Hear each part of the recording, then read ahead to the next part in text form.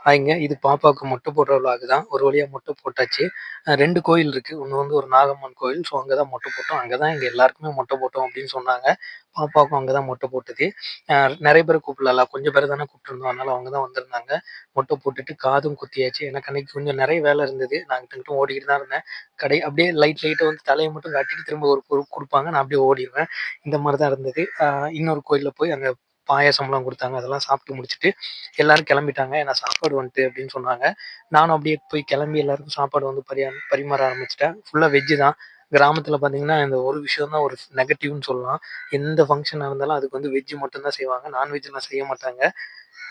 அப்புறம் நாங்க சாப்பிட்டு முடிச்சுட்டு நான் போய் தூங்கிட்டேன். ஏன்னா செம்ம டயர்டா இருந்தது. அதனால தான். பாப்பா அன்னைக்கு ஒரு நாள் இருந்தா, அடுத்த நாள் கிளம்பிட்டா. பாப்பா இருக்கிற வரைக்கும் வீட்டுக்கு வந்து ரொம்ப ஜாலியா இருந்தது. அங்கிட்டு இங்கிட்டு குதிச்சு ஓடிக்கிட்டே இருப்பாளா, அதனால ஜாலியா இருக்கும்.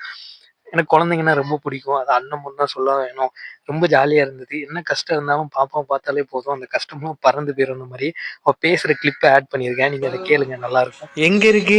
ஈ ஈ